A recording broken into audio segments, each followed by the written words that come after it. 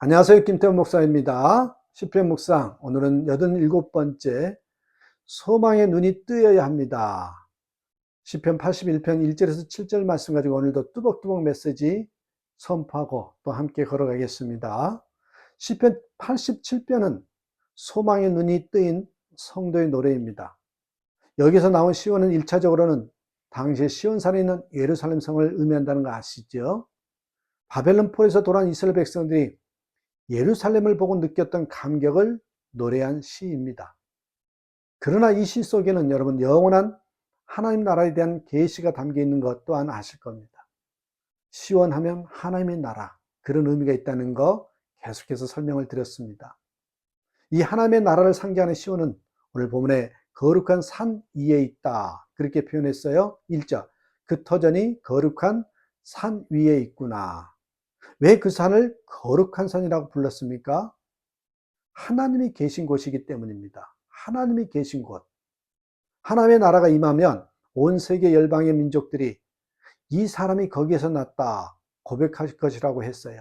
5절, 시온을 두고 말하기를 가장 높으신 분께서 친히 시온을 세우실 것이니 이 사람 저 사람이 거기에서 났다 할 것이다.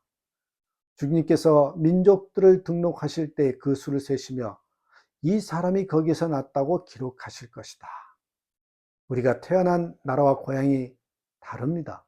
그러나 영적으로는 우리 모든 한 곳에서부터 났습니다. 하나님의 나라입니다. 천국이 우리의 본향입니다.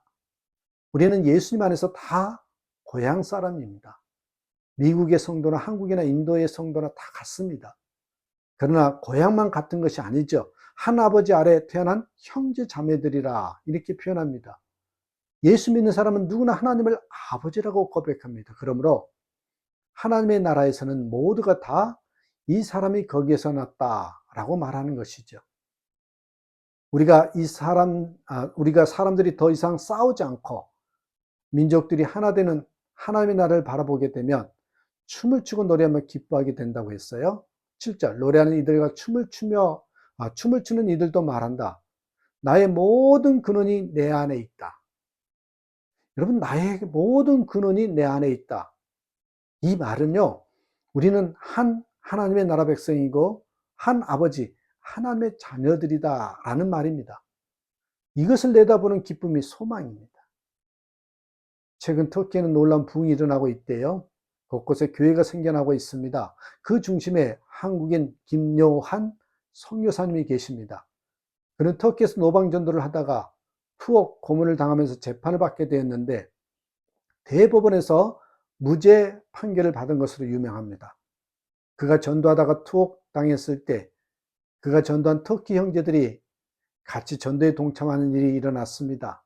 그 중에 아흐만이라는 대학생이 있었는데 전도하다가 경찰에 구속당했습니다.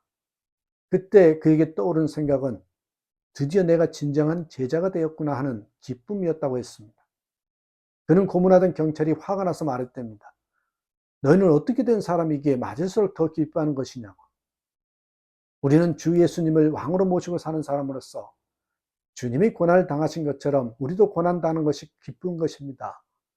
그러므로 우리를 때렸다고 미안해하지 마십시오. 경찰이 그래서 풀어주었답니다. 그렇게 해서 안디옥에 교회가 개척되었습니다. 세상 살기가 힘들어서 천국 가고 싶어요, 빨리 죽고 싶어요 하는 그런 소망이 아닙니다. 자살이 죄라고 믿기에 죽여달라고 구하는 소망은 교리를 믿는 것에 불과합니다. 기쁨이 없기 때문이죠. 여러분이 지난주가 만났던 사람들 중에 진실한 그리스도인, 온전히 하나님의 말씀대로 살고 있는 이가 몇 명이나 되나 생각해 보면 여러분, 제가 말씀드린 것이 이해가 될 것입니다. 여러분은 100% 주님 앞에 서리라고 확신하고 있습니까? 가족들은 어떠신지요? 신앙의 기준, 오늘 주님이 오셔도 준비되어 있습니다. 할 수 있어야 됩니다. 한 목사님이 왜 주님의 재림이 늦어지는 줄 아십니까? 성도들이 주님 지금 오시면 안 돼요 하고 있기 때문이라는 거죠. 오시지 말라는데 오시고 싶겠습니까? 그러므로 여러분 자신이 정말 주님이 다시 오심을 원하는지 진지하게 점검해 보아야 합니다. 누가복음 17장 26절에서 30절에 예수님께서 다시 오시면 걱정하신 것이 무엇입니까? 하나님의 자녀들이 죄를 지으면서 살 것을 걱정하지 않으셨습니다. 먹고 마시고 학교에 가고 일하고 집 사고 차를 사고 시집 장가 가기 위해서 이 세상에 태어난 것처럼 살 것을 걱정하셨습니다. 한마디로 다시 오실 주님을 맞이할 준비 없이 살 것이라는 거죠. 그러면 무슨 준비를 해야 하는 것입니까? 히브리서 12장 14절 모든 사람과 더불어 화평과 거룩함을 따르라. 이것이 없이는 아무도 주를 보지 못하리라. 우리가 주님을 맞이할 준비를 하고 사는 것은 화평함과 거룩함입니다. 화평함과 거룩함. 무학교의 김창근 목사님께서 한 번은 설교 중에 배형규 목사님하고 있었던 일을 말씀하셔요. 여러분 아시죠? 순교하셨던 배형규 목사님. 영락교에서 목회할 때 배형규 목사님을 만났다고 합니다. 그러나 배형규 목사와 부딪힌 기억밖에 없었답니다. 잘 섬겨주지 못한 아픔이 있다고 고백해요. 당시 교회 공부방을 열어 학생들이 와서 공부하게 하였답니다. 그러나 공부하기보다 노는 아이들이 많아 공부방을 닫은 적이 있었는데 배은기 목사가 와서 공부 못하게 한 것에 대하여 항의하면서 울었다는 것입니다. 그때 품어주지 못하는 것이 두고두고 후회스럽다는 것입니다.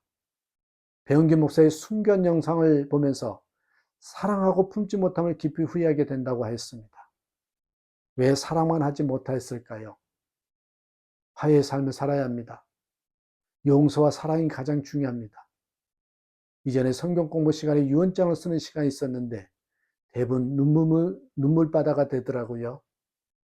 그러나 죽을 때 가서야 미안합니다. 용서해 주세요. 사랑합니다.